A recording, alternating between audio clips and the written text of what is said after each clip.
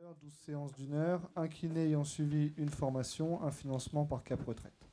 Donc ça, je vous l'ai présenté ce matin, je vais rapidement. Quel est l'inconvénient de ces ateliers? C'est qu'on n'avait aucune intégration des participants au sein des parcours. Les parcours de prévention n'étaient pas encore préexistants au moment de l'initiation des ateliers permanents, mais on voit que la dynamique, notamment impulsée par Christian Maignan sur les ateliers permanents avec cette réflexion de parcours et d'orientation, a été une bonne démarche parce qu'on le voit aujourd'hui. Sur nos ateliers équilibrage événementiel, il n'y a aucun filtre de capacité, c'est-à-dire que toute personne peut venir aux ateliers. Donc on touche principalement des personnes qui ont déjà les capacités de faire énormément de choses et qui, pour beaucoup, ont déjà des activités à côté, que ce soit des cours de gym, que ce soit de la marche, que ce soit toute activité qui leur permet de vieillir en santé, comme dirait le professeur Somme, et non bien vieillir. On va faire évoluer les langages. Donc c'était l'inconvénient de ces ateliers. Et puis, en tant que professionnel de santé, on a dans nos cabinets régulièrement des contacts avec les médecins et on avait des retours des kinésithérapeutes qui nous disaient les médecins, ils voudraient bien envoyer vers les ateliers, sauf qu'on ne sait jamais quand est-ce que l'atelier commence, quand est-ce qu'il finit. Et au final, on avait une perte de ces capacités de dépistage de la part d'autres professionnels, qu'ils soient de santé ou du médico-social. Donc, on a fait évoluer notre offre vers des ateliers permanents qui ciblent des personnes différentes. Donc, on a des publics plus fragiles. Vous avez vu le professeur Somme avant dire la complexité de la fragilité. Nous, on a fait le choix de reprendre les critères de Fried, qui, je le rejoins totalement, évalue beaucoup plus la question de la sarcopénie, mais qui nous correspond plutôt bien parce qu'on travaille beaucoup sur la partie locomotrice. Et la sarcopénie est tout à fait en lien avec ce que l'on fait au quotidien en termes d'activité et de mouvement auprès des personnes âgées. Donc cibler les personnes fragiles, c'est-à-dire entre le GIR 4 et 5, éventuellement des retours à domicile après hospitalisation dans toujours cette optique de lien ville-hôpital.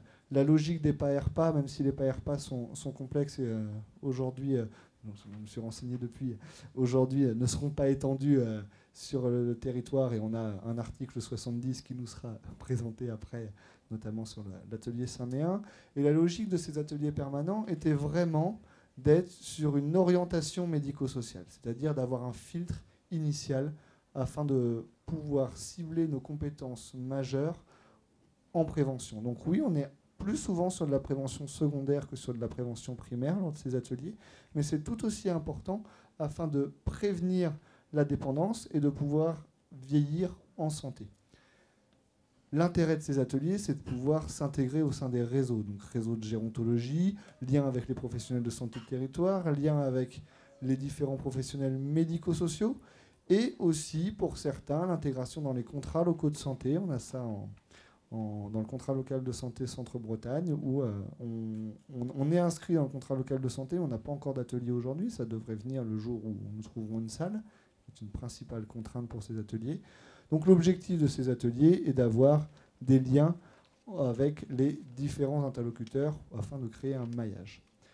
Des bilans individuels, fort de notre expérience, notamment en entreprise, avec ces bilans de prévention, d'orientation, de conseil. On a souhaité avoir des bilans individuels beaucoup plus précis sur les capacités des personnes, des participants, pardon, pas des patients. Nos bilans au sein des ateliers événementiels sont individualisés, mais réalisés au sein d'un bilan collectif. C'est compliqué d'avoir des échelles de qualité de vie, notamment sur un bilan collectif où on pose des questions qui parfois peuvent être considérées gênantes par les personnes. On le verra ensuite lors du bilan. Et ensuite, c'était vraiment créer une offre permanente des bénéficiaires au fil de l'eau afin de créer une nouvelle offre de santé-prévention sur un territoire. Et cette logique a été est précurseur. Si vous avez lu le projet Ma Santé 2022, il est inscrit dedans des parcours de prévention soins. Ces ateliers rentrent pleinement dans cette réflexion d'être entre le soin et la prévention. C'est à réfléchir sur l'avenir de nos ateliers. Donc, les ateliers permanents ciblent un public de plus de 70 ans. Dans les faits, la majorité de nos participants ont plus de 80 ans. J'ai plus le chiffre en tête, il est un peu plus tard. On est sur une moyenne d'âge entre 80 et 82 ans. Souvent, il y a un antécédent de chute grave ou une limitation de mobilité repéré. C'est ça qui est intéressant, c'est que ça a été repéré.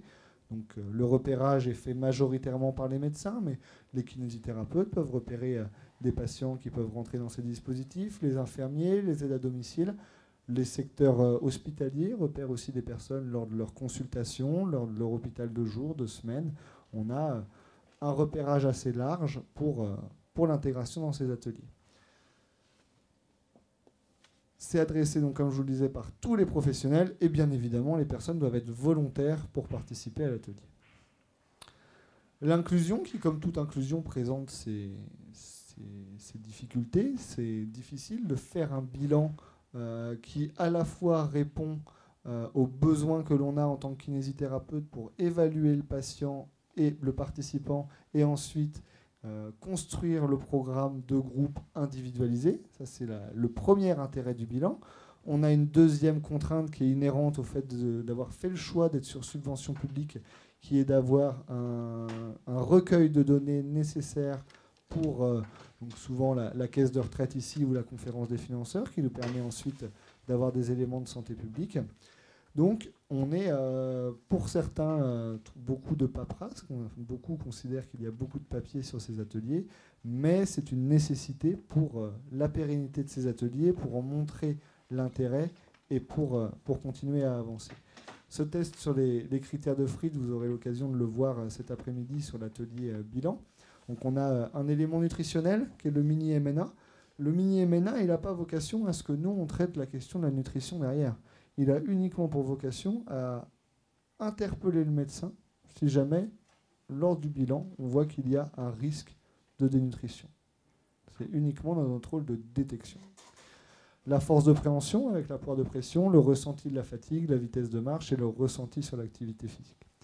Le MNA, il reprend des éléments qui sont assez simples, qui sont la perte d'appétit, la perte de poids, la motricité. Est-ce qu'il y a eu une maladie aiguë dans les 3 mois précédents? Est-ce qu'il y a un problème psychologique? Et l'IMC. Il a ses défauts, comme beaucoup de tests, il a ses avantages et ses inconvénients. Le gros avantage qu'il a, c'est qu'il est validé, rapide à réaliser, et les médecins le connaissent bien. Suite à ce test d'inclusion, on réalise d'autres éléments, notamment l'échelle de qualité de vie de la personne âgée, qu'on voit juste après, où là, on réalise des questions qui ont pour but de voir l'évolution de la personne âgée au sein de ces tests. Donc ce bilan-là, il a été modifié il y a maintenant quelques mois. On n'a pas encore assez de recul pour voir l'évolution. On a plusieurs bilans initiaux, mais on n'a pas encore assez de bilans intermédiaires. Ah, vous auriez pu me le dire. On s'est posé la question, en fait, si vous voulez projeter. Mais bon, on ne savait pas. Ah, non. Ou est-ce que c'était juste son pense bête?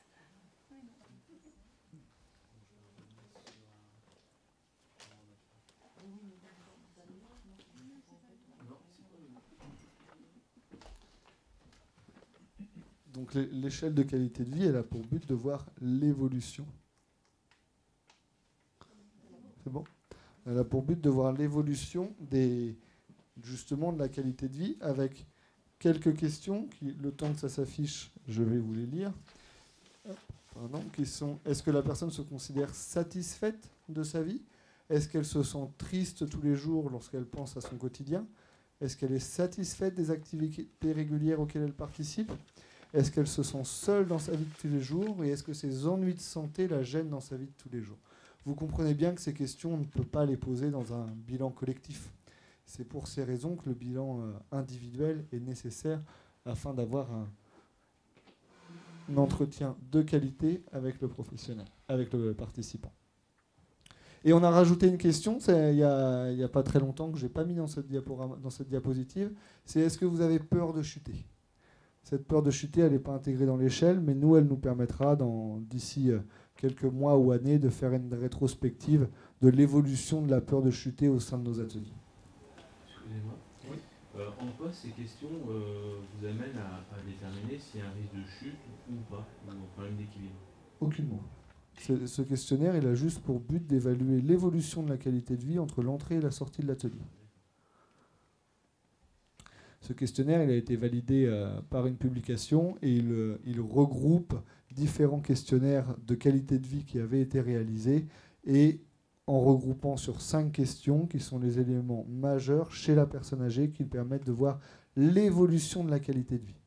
Il n'est pas pour dire la qualité de vie est bonne ou mauvaise. Il nous permet de voir l'évolution de la qualité de vie. Ça prouve pas que c'est les ateliers qui participent à l'amélioration. Les ateliers participent, mais pas exclusivement. Parce qu'on le fait entre le bilan initial, le bilan intermédiaire et le bilan final. Donc on voit une évolution de cette échelle de la qualité de vie entre le début, l'intermédiaire et le final. Et c'est cette évolution où on montre que l'atelier, pas tout seul, mais l'atelier participe aussi à l'évolution de la qualité de vie entre l'entrée et la sortie. Ouais, mais je trouve que notamment la question 1 ou 2 ne répond pas forcément aux ateliers. Enfin, je peux me tromper, mais je me sentais, sur ce que je pense à ma vie de tous les jours, c'est pas l'atelier en soi qui va m'améliorer.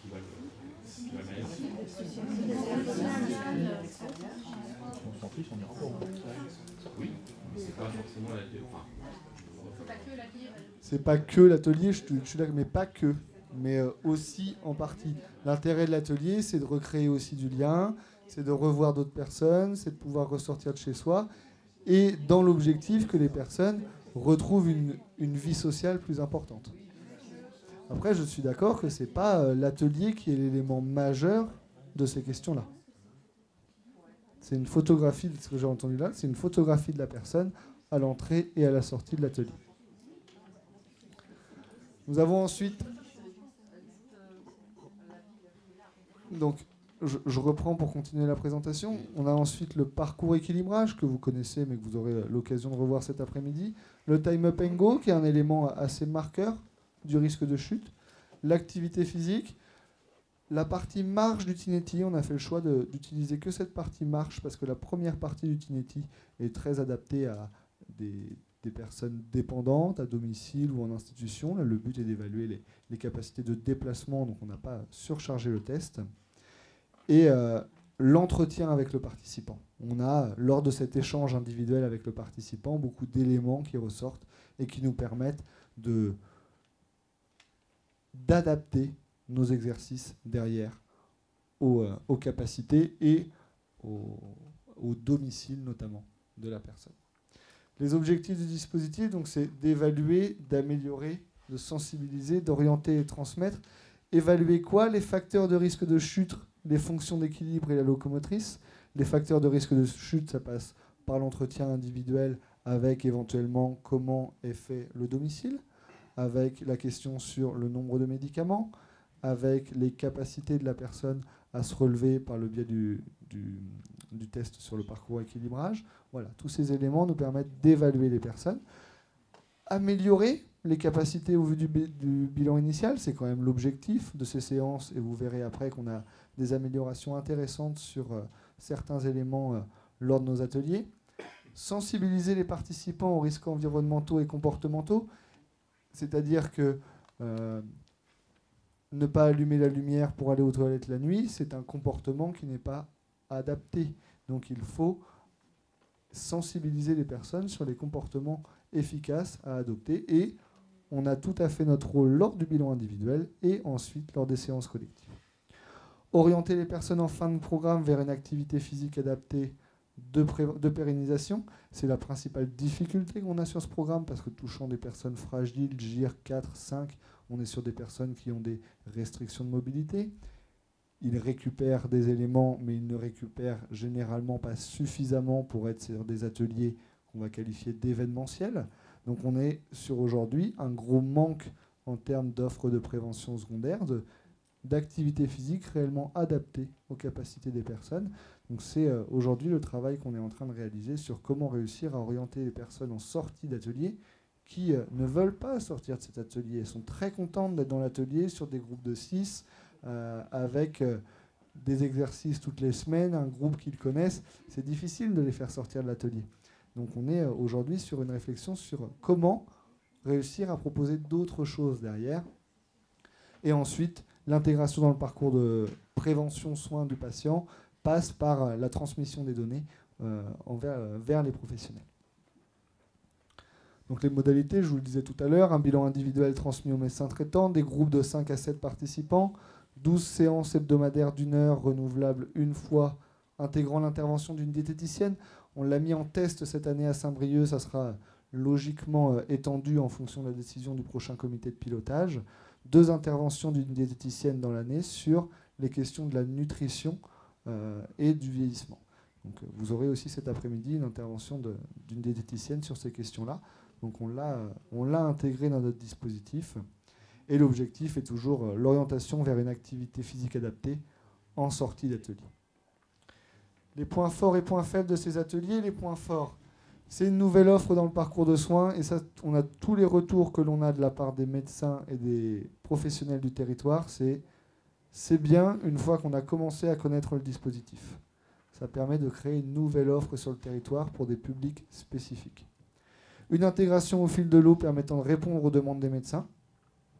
Et on a notamment, je vais prendre un exemple où on n'a pas encore trouvé de solution, mais qui est le centre d'examen de santé de Saint-Brieuc qui dépiste une 50aine de personnes à risque de chute tous les ans, mais sans réussite suite aux propositions d'ateliers derrière. Donc c'est dommage de dépister des personnes et de rien proposer derrière. Donc on est en train de chercher une solution et on se heurte à quelques contraintes, notamment de salles, alors qu'on a les subventions. Et la valorisation des compétences du kinésithérapeute sont un élément majeur de ces ateliers où on valorise la question de dépistage et d'animation de groupe, qui est un élément qui est peu valorisé aujourd'hui dans la profession. Le point faible de ces ateliers, c'est la logistique importante. La mise en place des ateliers est un élément très complexe. Remplir l'atelier avec un nombre de participants suffisant au départ prend du temps. La problématique des transports, on en parlait tout à l'heure, c'est complexe chez des personnes entre le GIR 4 et le GIR 5, comment elles réussissent à se déplacer. Donc ça, c'est un élément important.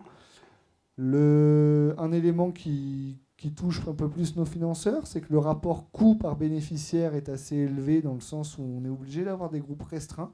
On ne peut pas être sur des groupes de 10 à 14 participants comme nos ateliers événementiels. Donc de facto, on a un coût plus élevé par participant. Et on sait que ça fait partie des indicateurs des financeurs sur les ateliers. Et la phase de lancement qui est très longue. Aujourd'hui, où est-ce qu'on en est sur ces ateliers? On a plusieurs ateliers qui ont lieu. Vous pouvez voir que nous avons toujours cette difficulté du centre Bretagne, l'Oudéac Carré. L'Oudéac, on a le kinésithérapeute, mais on n'a pas la salle, comme souvent. La vraie problématique de ces ateliers, c'est de trouver la salle aujourd'hui. Les kinésithérapeutes qui sont intéressés, on en a. Trouver des salles, c'est une vraie difficulté. Donc on est aujourd'hui à 10 ateliers en Bretagne. Et les perspectives, sous réserve de trouver de temps en temps le kinésithérapeute qu'on ne trouve pas encore ou les salles, c'est d'améliorer le maillage territorial afin de pouvoir essayer de couvrir le territoire le plus large possible pour que les personnes âgées aient par territoire des ateliers. Et on verra jusqu'où on ira en termes d'ateliers en fonction à la fois des subventions, mais aussi des possibilités de salles. Donc voilà où nous en sommes en termes d'ateliers.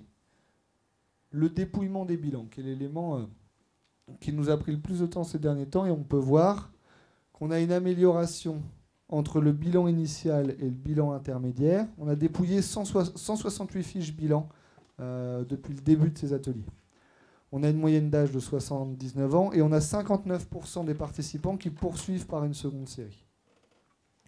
Entre le bilan initial et le bilan intermédiaire, on a une amélioration du time up and go de 23%, du score du parcours équilibrage de 13% et du chrono du parcours équilibrage de 12%.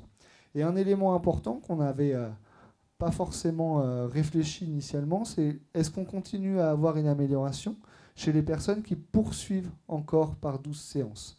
Eh bien oui, on a une amélioration moindre, mais on continue à avoir une augmentation avec un TUG qui diminue de 15% pour atteindre 12 secondes 4, un score du parcours équilibrage qui augmente légèrement et un score de chronomètre qui continue à augmenter de façon intéressante. Donc, ce qu'on peut en déduire aujourd'hui, après le dépouillement de ces fiches, qui bien sûr est à consolider avec plus de participants, c'est que le fait de faire 24 séances permet d'avoir une amélioration beaucoup plus importante que si on avait fait que 12 séances, puisse être arrêtée. Donc la question pourra se poser dans les années à venir, est-ce qu'on reste sur 12 séances ou est-ce que dès le départ, on part sur un nombre de séances beaucoup plus important afin d'avoir un nombre d'heures suffisant d'exercice pour les personnes âgées, sachant que les études scientifiques disent qu'il faut 40 à 60 heures minimum par an sur un programme d'exercice auprès des personnes âgées pour avoir une efficacité sur la durée. Donc ces questions-là seront à évaluer sur les années suivantes. Notre programme équilibrage, il est publié sur divers congrès scientifiques et référencé à divers éléments. On a eu en 2012 la revue Neurologie, Gériatrie et Psychiatrie, donc les communications des congrès de KFP, donc Saint-Brieuc, Valence et autres, et on communiquera de nouveau à Saint-Étienne en mars prochain. Le programme a aussi été communiqué au CIFEPCA, qui est le congrès international francophone des étudiants en kinésithérapie et physiothérapie, après avoir été communiqué au congrès de la fragilité en 2017. C'est ça? Oui, c'est ça, c'est ce qui est écrit. Donc on a aujourd'hui notre atelier permanent est référencé dans de nombreux congrès. Et les questions que l'on se pose aujourd'hui, et qu'on se posera lors de la table ronde cet après-midi en partie, c'est la place du kinésithérapeute dans cette question de dépistage de la fragilité. Donc nos ateliers permanents sont une évolution de nos ateliers événementiels vers des cibles de participants avec moins de capacité que sur nos ateliers événementiels, nous rapprochant beaucoup plus de notre cœur de métier, avec pour objectif que ce nombre d'ateliers permanents augmente avec une diminution, comme je disais ce matin, des ateliers événementiels. Donc voilà pour cette présentation.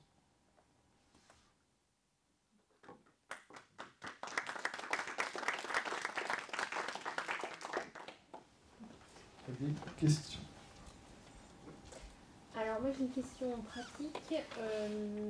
J'ai fait l'atelier permanent l'année dernière. J'avais un nombre de participants qui étaient prêts à re-signer en septembre. C'est de quand à quand? C'est année scolaire, année... Donc aujourd'hui on a les subventions pour les poursuivre. Donc il n'y a pas de date de fin aujourd'hui sur les ateliers. 12 séances. 12 séances renouvelées une fois. 12 séances à partir... C'est dans une vie, Ah d'accord, 12 séances à partir de la première séance. Ouais. Et dans la logique, c'est renouvelé dans la suite en fonction du bilan. Voilà. Après, s'il y a de nouveau, il y a une possibilité de réintégration du dispositif suite à un repérage par le dispositif médico-social. Si c'est les personnes qui te rappellent 6 mois après parce qu'ils ont trouvé l'atelier sympa et qu'ils veulent revenir, c'est pas un moyen de nouveau entrer dans l'atelier. D'accord. Parce que là, ils sont réinscrites en septembre. Donc c'est pas le dispositif de repérage normalement utilisé. On sait très bien que les personnes ont souvent beaucoup apprécié l'atelier et souhaitent continuer. C'est la vraie difficulté qu'on a et c'est le retour qu'on a de la part de tous les animateurs d'ateliers permanents. C'est qu'est-ce qu'on fait des personnes une fois qu'on a fini les 12 ou 24 séances. C'est la grosse difficulté qu'on a. Moi, j'ai le cas d'une des intervenantes. Clairement, il n'y a que ça qui va lui convenir. Dès que Oui. Du coup, tu parlais là de GIR entre 4 et 5. Du coup, ils sont 4 ou ils sont 5. Oui. Et la proportion des uns et des autres? Donc on a rarement l'information de savoir quels GIR ils sont. La proportion, on ne l'a pas parce qu'ils ne nous la donnent pas. Quand je dis entre GIR 4 et 5, c'est-à-dire que leurs capacités sont entre le GIR 4 et 5. Ils doivent avoir la capacité à venir se déplacer en atelier, ce qui fait que généralement, s'ils ont la capacité de venir en atelier en activité de groupe, ils sont plutôt GIR 5. Mais l'objectif est de cibler des personnes qui sont sur une notion de fragilité. Donc on est entre le 4 et le 5. La question qui retourne derrière, c'est que les subventions de Cap Retraite ciblent les GIR 5 et 6 et pas les GIR 4. Et la conférence des financeurs peut aussi aller sur le GIR 1 à 4, mais sur une autre enveloppe. Et donc le fait d'être sûr de la prévention secondaire de personnes qui ont certaines incapacités, on est quelquefois entre deux dossiers de subvention. Et c'est la difficulté de notre programme, qui est de promouvoir une offre sur le territoire, qui est une offre nécessaire pour le vieillir en santé de la population, avec pour inconvénient d'être sur des critères du GIR qui disent qu'à partir du 4, on est dépendant, avant le 4, on n'est pas dépendant, et que les subventions sont accordées en fonction de ces deux notions. Pour recontextualiser, je pense que c'était ça la question derrière. Non, parce que du coup, entre les deux, je me disais, bah, si tu sais que c'est entre les deux, c'est que quelque part, tu as forcément un vrai girage. On a Et quelques... en fait, c'est plus... Globalement, c'est plutôt voilà, à partir d'observations où on se dit qu'on est entre les deux et qu'on n'a pas... Si vraiment on girait les gens, on aurait une définition précise. On a quelques GIR. Moi, j'en ai un dans mon atelier qui est un GIR 3 et qui, à mon sens, a été surévalué. Voilà, après, c'est mon avis, mais il rentre tout à fait dans le dispositif. Le tout, c'est que ça soit une minorité, parce que ce n'est pas la cible des financeurs initialement. C'est pas la cible, effectivement, des ateliers. La difficulté, c'est en fait on fonctionne en financeur. On ne fonctionne pas en... Ils rentrent soit dans le financement, voilà, et à mon goût, si on mélangeait les populations, alors certes c'est plus difficile à faire, mais peut-être qu'on pourrait stimuler les plus faibles pour les emmener vers le haut. Or, on est en train de les... un petit peu à l'inverse de la conférence, enfin du discours de tout à l'heure, où on a l'agisme, où on les met tous dans cette case-là parce que... Sur ces éléments, il y a deux choses différentes. Il y a le fait d'avoir des groupes hétérogènes entraîne des animations qui sont parfois complexes, mais il y a aussi les personnes ressources au sein des ateliers qui ont plus de capacités et qui nous aident à avancer sur les ateliers, notamment en montrant les capacités qu'on peut récupérer. Et moi, c'est un élément que je vois beaucoup lors de ces ateliers permanents, c'est que le fait d'intégrer quelqu'un de nouveau qui a plus de difficultés, les personnes qui étaient en difficulté avant que la personne s'intègre, n'est plus la personne la plus faible du groupe. Et là, on revalorise énormément les personnes et elles se rendent compte qu'elles ont récupéré des choses depuis le début. Et ça, c'est un élément qui n'était pas recherché initialement sur ces ateliers. Et là, ça apporte énormément de choses aux personnes. Après, oui, on est soumis aux contraintes des financeurs, mais ça, c'est notre logistique interne. Et de toute façon, tant qu'on fera le choix, et à mon avis, c'est un choix qu'il faut laisser et qu'on doit garder, c'est que nos programmes à destination des personnes âgées doivent être majoritairement à subvention publique afin de permettre un choix et une possibilité pour le plus grand nombre. Après, on a des ateliers développés en EHPAD qui sont sur subvention des EHPAD. On en a quelques-uns. Donc, faut juste cibler les bonnes personnes, rentrer des fois dans les cases des financeurs parce que c'est aussi l'objectif, mais sans oublier que l'intérêt, c'est les personnes âgées. C'est quand même l'objectif. Et les financeurs, ils ont des cases, mais ils sont loin d'être idiots. La logique des ateliers permanents ne répond pas initialement au cahier des charges Cap Retraite. C'est pas pour autant qu'ils nous ont pas accompagnés sur ce projet. De fait d'avoir autant d'expérience avec eux, de fait de travailler avec eux depuis très longtemps, ils nous ont accompagnés et continuent à nous accompagner dans ce projet, même si on ne rentre pas clairement dans les clous par rapport au cahier des charges cadré national. Je voulais juste ajouter que ça reste des cours collectifs. Donc là, tu parlais d'une personne sur un GIR 3, d'où l'intérêt du bilan. Moi, sur un GIR 3 ou moins, sur certains bilans, je ne les ai pas pris, quoi. Même si je manquais de personnes, il faut quand même que ça reste cohérent par rapport à un travail de groupe. Je ne l'ai pas mis ce chiffre, j'aurais dû le mettre. On est à peu près 8% des bilans qui entraînent une non-participation à l'atelier. Donc on a vraiment... ce bilan, il n'a pas pour but juste de passer une demi-heure avec la personne. C'est vraiment un bilan d'inclusion ou non dans l'atelier. Comment tu fais si tu as trop de demandes du coup? Une liste d'attente. Une liste d'attente. Oui, c'est que ça tourne. Tu peux pas faire deux, il n'y a pas assez de financement pour faire deux groupes? On n'a pas encore eu cette situation, mais ça serait envisageable. Ça peut s'envisager. Ça peut s'envisager.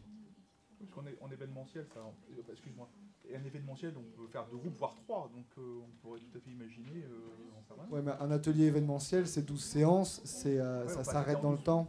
Là. En fait, plutôt que d'avoir 2 ateliers, moi, ce que je trouverais plus pertinent, c'est que le kiné développe un atelier d'activité physique adaptée, réellement adapté à la sortie du groupe des personnes à choisir.